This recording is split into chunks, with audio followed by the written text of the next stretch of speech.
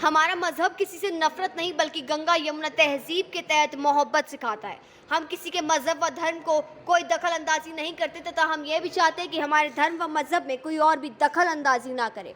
उक्त विचार all India उलमा एंड मसाइक बोर्ड के राष्ट्रीय अध्यक्ष हजरत मौलाना सैयद मोहम्मद अशरफ की छौछवी ने फिरोजपुर भटंडा फरीदकोट से लौटने के उपरांत मोगा में मोनू वहीद के निवास स्थान पर पत्रकारों से बातचीत करते हुए यह प्रकट किया। इस अवसर पर प्रदेश अध्यक्ष मौलाना रमजान मौलाना अजीज अशरफ, दिल्ली हेडक्वार्टर सैयद रशीद अरशद के चौथा इस मौके पर उपस्थित थे। मोगा से दिलीप कुमार की रिपोर्ट। आप सब लोगों का सबसे पहले तो मैं शुक्रिया अदा करूंगा तमाम पत्रकार बंधुओं का कि आपने अपना कीमती वक्त निकाला और हमें दिया, और आप लोगों की मोहब्बतों का, आपके दिए हुए टाइम का शुक्रिया अदा करता हूँ। और तमाम लोगों को जो एक भीड़ की शक्ल में यहाँ काफ़ी देर से मेरा इंतज़ार कर रहे थे, हम तमाम लोगों का भी दिल की अता गहराइयों से मैं शुक्रिया अदा करता हूँ। मेरा यहाँ आने का मतलब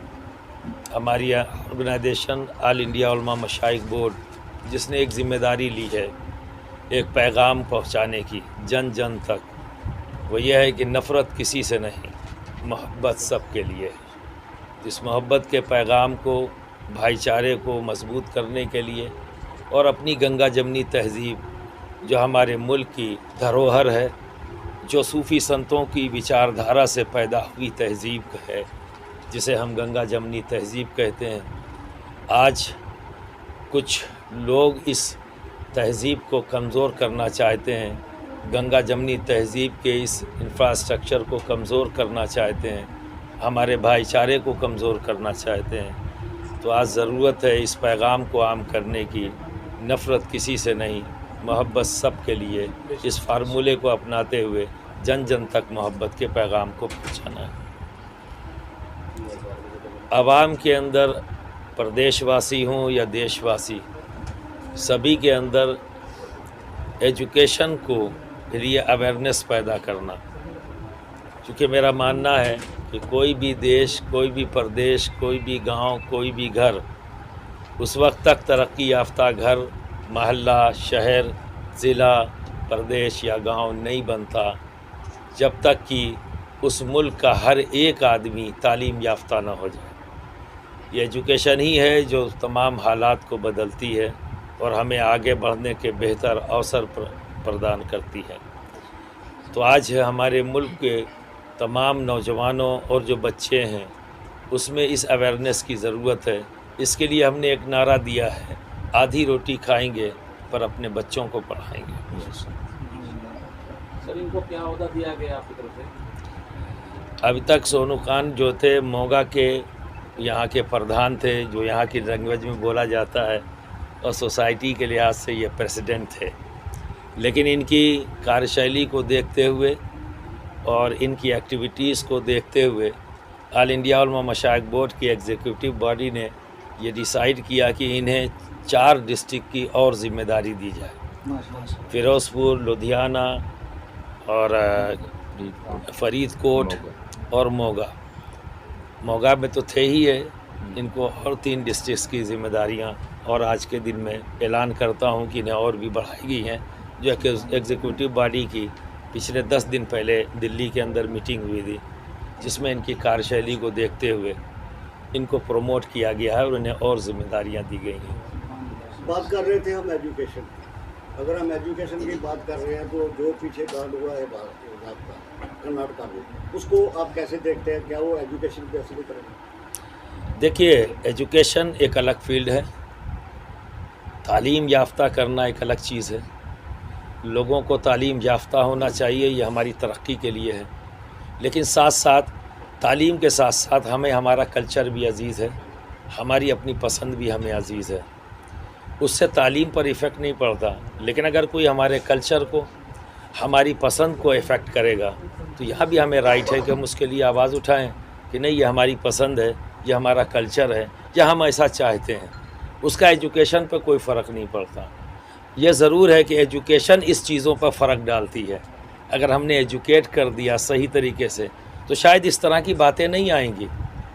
एक एजुकेटेड पर्सन को ये लगेगा कि हाँ सबको राइट है अपने हिसाब से जीने का, तो जियो और जीने दो, तब उनको समझ में आएगा। एजुकेशन नहीं है तो ये ख़तरात मौजूद हैं। ये कोई भी किसी को किसी तरह से भी ट्विस्ट करके कहीं पे भी खड़ा कर सकता है और एक अपोजिशन का माहौल क्रिएट हो सकता है। आप ये मानते हैं कि अपोजिशन का माहौल बनता है?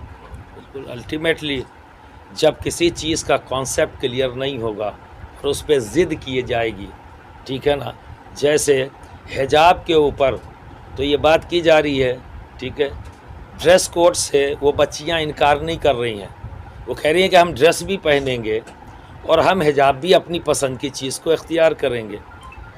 अब अपोजिट में क्या हो रहा है, सिंदूर लगा सकते हैं, जा सकते हैं, मंगलसूत्र पहन के जा सकते हैं, वहीं का सीएम बोल रहा है, तमाम स्कूलों को यह डायरेक्शन दे रहा है कि ये करने वालों को रोकना मत। तो कहीं ना कहीं डिस्क्रिमिनेशन आ गया ना, ठीक है। वो उनकी पसंद है, कोई ऑब्जेक्शन नहीं है कि अपने कल्चर और अपनी पसंद के मुताबिक अगर कोई चीज़ हम इख्तियार कर रहे हैं तो उसमें कोई रुकावट नहीं होनी चाहिए। संविधान हमें इस चीज़ की इजाज़त देता है, डिस्क्रिमिनेशन से हमारा संविधान रोकता है, डिस्क्रिमिनेशन नहीं होना चाहिए एट एनी कॉस्ट। संविधान को बचाने के लिए हमें बोलना पड़ेगा। जब कभी भी डिस्क्रिमिनेशन हो रहा होगा तो वहाँ अशांति तो फैलेगी ही, डिस्प्यूट तो हो गई। मेरा अगला सवाल है, जैसे कि मिसाज बोर्ड जो है एक एनजीओ की तरह भी काम कर रहा है, तो एनजीओ के होते हुए जैसे आपके एनजीओ जिलों में काम कर रहे हैं, अगर हम एजुकेशन की बात करें, अगर हम खेलों की बात करें, अगर हम और जो भी जनता की सेवा के काम हैं, तो उनको लेकर आप आगे क्या क्या प्लानिंग बना रहे हैं कुछ इसके बाद? देखिए, एजुकेशन के ताल्लुक़ से हमने एजुकेट करने के लिए हर लेवल पर कोशिश हम लोग कर रहे हैं। हम अगर इंस्टीट्यूट कायम करने की पोजीशन में नहीं है, ज़रूरी नहीं कि हर जहाँ कंडीशन से एक जैसी हो। अगर हम इस पोजीशन में हैं कि हम इंस्टीट्यूट कायम कर सकें और उस इंस्टीट्यूट के ज़रिए हम एजुकेट करें लोगों को, हम ये भी करेंगे। लेकिन हम अगर इस हालत में नहीं हैं तो हम बच्चों को एडॉप्ट करेंगे, गरीब बच्चों को, जिनके माँ बाप उन्हें नहीं पढ़ा सकते और ना पढ़ा पाने की वजह से वो उनसे काम ले रहे हैं, 2 रोटी के इंतज़ाम करने के चक्कर में उनको लगा दिया। तो हम ऐसी जगहों को पिन पॉइंट करेंगे कि नहीं, ये बच्चा है और सिर्फ इस वजह से नहीं पढ़ सकता क्योंकि इसके माँ बाप के पास पैसा नहीं कि पढ़ा सके। हम ऐसे बच्चों को एडॉप्ट करके जो वहाँ के स्कूल और कॉलेज हैं उसमें उनका एडमिशन करा दिया और उनकी डायरेक्टली फ़ीस वहाँ जमा कर रहे हैं। ये इस पर भी हम उनको जो है एजुकेट करेंगे, इस लेवल पर भी अवेयरनेस पैदा करेंगे ताकि थोड़ी सी तकलीफ़ उठाकर, तभी तो हमने कहा आधी रोटी खाएंगे पर बच्चों को पढ़ाएंगे। अगर हमें अपना पेट काटना पड़ा, ठीक है, तो हम उसको वहाँ रोक सकते हैं अपनी ज़रूरतों को, लेकिन सबसे बड़ी ज़रूरत जो है वो अपने बच्चों को पढ़ाना है। ये अवेयरनेस जब आएगी तो हम फाइट कर ले जाएंगे, एजुकेट कर ले जाएंगे लोगों को और एक अच्छा मुस्तकबिल अपने मुल्क का देखेंगे, एक अच्छा फ्यूचर हम अपने मुल्क का देखेंगे। मेरा आखिरी सवाल है, इस समय मुद्दा चल रहा है कश्मीर फाइल, ठीक है, उसके आप ठीक कह रहे हैं। हम खुद, हमारी भी सूफ़ी फ़ाइल बननी चाहिए। कश्मीर फ़ाइल के साथ जो है एक सूफ़ी फ़ाइल भी बननी चाहिए। वहाँ भी हम बहुत मारे गए हैं पर हमारा किसी ज़िक्र नहीं है। इंसाफ के साथ है हम, कभी हम जालिमों का साथ नहीं देते। अगर किसी ने जुल्म किया है तो हम उसे जालिम कहेंगे, मज़लूम को हर हाल में मज़लूम कहेंगे। तो मज़लूम हम भी हैं, कश्मीर के अंदर मज़लूम हम भी हैं। सूफ़ियों को भी मारा गया है वहाँ, लेकिन जो कुछ भी हुआ है ये सब पॉलिटिक्स की देन है, ये सत्ता की देन है। सत्ता हासिल करने के ये तरीक़े हैं जिसकी वजह से हमको आज और आप हमको दुखी होना पड़ रहा है और बड़े दुख के साथ कहते हैं हम, और इस दुख को इजहार मैंने कर दिया। दुखी हम भी हैं, हम भी मारे गए हैं और दुख इस पर है कि हमारा कोई ज़िक्र नहीं। लेकिन चलो, किसी का तो ज़िक्र हो रहा है, हमारा भी उसी में दुख निकल रहा है। चलो, जुल्म के ख़िलाफ़ आवाज़ तो उठी है, हम भी उसके साथ खड़े हैं। देश के हालातों को देखते हुए आवाम के लिए क्या संदेश? नफ़रत किसी से नहीं, मोहब्बत सबके लिए है। हम सब एक कुनबा हैं,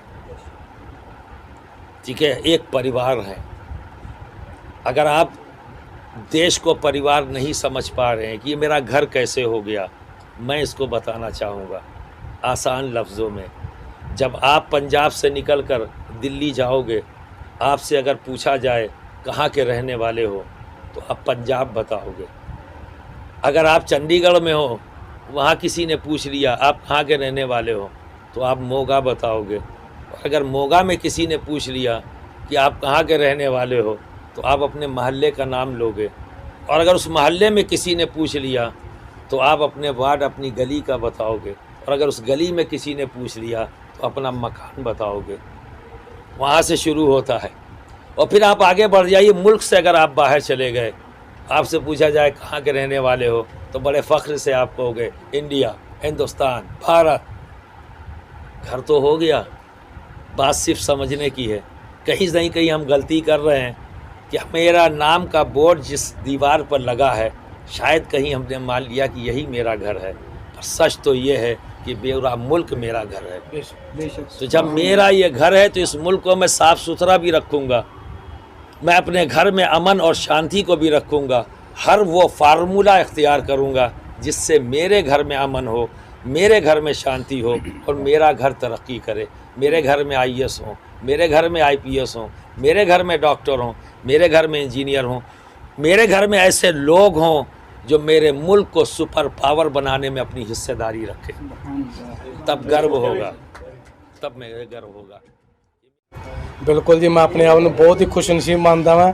ਮੇਰੇ ਪੀਰ ਸਾਹਿਬ ਹਜ਼ੂਰ ਅਸ਼ਰਫ ਮਿਲਤ ਜੋ ਪਹਿਲੀ ਵਾਰ ਮੋਗਾ ਪਹੁੰਚੇ ਨੇ, ਆਲ ਇੰਡੀਆ ਉਲਮਾ ਸ਼ਾਹੀਬ ਦੇ ਫਾਊਂਡਰ ਨੇ, ਤੇ ਅੱਜ ਉਹਨਾਂ ਨੇ ਮੇਰਾ ਬਹੁਤ ਹੀ ਮਾਣ ਸਨਮਾਨ ਵਧਾਇਆ ਹਜ਼ਰਤ ਮੋਗੇ ਪਹੁੰਚਣ ਤੇ। ਜੋ ਇਹਨਾਂ ਨੇ ਪਹਿਲਾਂ ਮੈਨੂੰ ਜ਼ਿੰਮੇਵਾਰੀਆਂ ਦਿੱਤੀਆਂ ਸੀਗੀਆਂ, ਮੋਗੇ ਜ਼ਿਲ੍ਹੇ ਦਾ ਪ੍ਰਧਾਨ ਸੀਗਾ ਤੇ ਮੇਰੇ ਮੋਢੇ ਜ਼ਿੰਮੇਵਾਰੀ ਪਈ ਸੀ, ਮੈਂ ਤਨਦੇਹੀ ਨਾਲ ਨਿਭਾਈ ਆ। ਹੁਣ ਹਜ਼ਰਤ ਨੇ ਮੈਨੂੰ 4 ਜ਼ਿਲ੍ਹਿਆਂ ਦੀ ਜ਼ਿੰਮੇਵਾਰੀ ਦਿੱਤੀ ਹੈ, ਜਿਹਦੇ ਵਿੱਚ ਮੋਗਾ ਤਾਂ ਪਹਿਲਾਂ ਸੀਗਾ ਹੀ ਸੀਗਾ ਜੀ। ਉਹਦੇ ਫਰੀਦਕੋਟ, ਫਿਰੋਜ਼ਪੁਰ ਤੇ ਮੋਗਾ ਜ਼ਿਲ੍ਹੇ ਦਾ ਮੈਨੂੰ ਇਹਨਾਂ ਜ਼ਿਲ੍ਹੇ ਦਾ ਪ੍ਰਧਾਨ ਲਗਾਇਆ ਹੈ, ਲੁਧਿਆਣੇ ਦਾ ਵੀ ਵਿੱਚ ਹੀ। ਤੇ ਮੈਂ ਬਹੁਤ ਹੀ ਜੋ ਉਹਨਾਂ ਜ਼ਿੰਮੇਵਾਰੀ ਮੈਨੂੰ ਜੋ ਉਸ ਕਾਬਿਲ ਸਮਝਿਆ, ਮੈਂ ਉਹਨਾਂ ਦਾ ਬਹੁਤ ਬਹੁਤ ਸ਼ੁਕਰਗੁਜ਼ਾਰ ਹਾਂ ਤੇ ਬਹੁਤ ਹੀ ਧੰਨਵਾਦ ਕਰਦਾ ਜੋ ਹਜ਼ਰਤ ਨੇ ਮੈਨੂੰ ਇਹ ਮੌਕਾ ਦਿੱਤਾ ਵਾ। ਤੇ ਮੈਂ ਆਪਣੀ ਟੀਮ ਲਈ, ਲੋਕਾਂ ਦੀ ਸੇਵਾ ਲਈ ਬਹੁਤ ਤਨਦੇਹੀ ਨਾਲ ਨਿਭਾਊਂਗਾ। ਜੋ ਜ਼ਿੰਮੇਵਾਰੀ ਮੈਨੂੰ ਦਿੱਤੀ ਗਈ ਆ ਮੈਂ ਪੂਰੀ ਤਨਦੇਹੀ ਨਾਲ ਨਿਭਾਊਂਗਾ ਜੀ ਤੇ ਅੱਗੇ ਵੀ ਨਿਭਾਉਂਦਾ ਰਹੂੰਗਾ। ਜਿਸ ਤਰੀਕੇ ਨਾਲ ਤੁਹਾਡੀ ਸੰਸਥਾ ਜਿਹੜੀ ਹੈ ਕਿ NGO ਦਾ ਵੀ ਕੰਮ ਕਰ ਰਹੀ ਹੈ। ਬਿਲਕੁਲ ਤੇ ਅਗਾ ਆਉਣ ਵਾਲੇ ਸਮੇਂ ਦੇ ਵਿੱਚ ਕਿਹੜੇ ਪ੍ਰੋਜੈਕਟ ਜਿਹੜੇ ਤੁਸੀਂ ਲੈ ਕੇ ਆ ਰਹੇ ਹੋ? ਬਿਲਕੁਲ ਜੀ, ਬਿਲਕੁਲ। ਸਾਡੀ ਜਿਹੜੀ ਸੰਸਥਾ ਆਲ ਇੰਡੀਆ ਮਸ਼ਾਇਖ ਬੋਰਡ ਸ਼ੁਰੂ ਤੋਂ ਹੀ ਜਿਹੜੇ ਕੰਮ ਕਰਦੀ ਹੈ, ਲੋਕ ਸੇਵਾ ਦੇ ਕੰਮ ਕਰਦੀ ਰਹੀ ਹੈ। ਪਿੱਛੇ ਕਰੋਨਾ ਕਾਲ ਦੇ ਵਿੱਚ ਅਸੀਂ ਬਿਨਾਂ ਜਾਤ ਪਾਤ ਤੋਂ ਵੇਖੇ ਕਰੋਨਾ ਕਾਲ ਦੇ ਵਿੱਚ ਅਸੀਂ ਬਹੁਤ ਸੇਵਾ ਕੀਤੀ ਹੈ। ਆਪ ਤੋਂ ਮੂੰਹ ਤੋਂ ਦੱਸਣ ਦੀ ਲੋੜ ਨਹੀਂ, ਸ਼ਹਿਰ ਵਾਸੀਆਂ ਨੂੰ ਸਭ ਨੂੰ ਹੀ ਪਤਾ ਵਾ। ਅੱਗੇ ਆਉਣ ਵਾਲੇ ਵਿੱਚ ਅਸੀਂ ਹੋਰ ਨਵੇਂ ਜਿਹੜੇ ਪ੍ਰੋਜੈਕਟ ਲੈ ਕੇ ਆਵਾਂਗੇ, ਜਿਹਦੇ ਵਿੱਚ ਸਾਡਾ ਮੇਨ ਮੁੱਦਾ ਰਹੂਗਾ ਸਟੱਡੀ ਦਾ, ਜਿਹਦੇ ਵਿੱਚ ਅਸੀਂ ਬੱਚਿਆਂ ਨੂੰ ਜਿਹੜੇ ਬਹੁਤ ਗਰੀਬ ਘਰ ਦੇ ਬੱਚੇ ਹੈਗੇ, ਜਿਹੜੇ ਆਪਣੀ ਸਟੱਡੀ ਨਹੀਂ ਪੂਰੀ ਕਰ ਸਕਦੇਗੇ, ਉਹਨਾਂ ਨੂੰ ਅਡੋਪਟ ਕਰਾਂਗੇ ਤੇ ਉਹਨਾਂ ਦੀ ਪੜ੍ਹਾਈ ਕਰਵਾਵਾਂਗੇ ਜੀ। ਧੰਨਵਾਦ।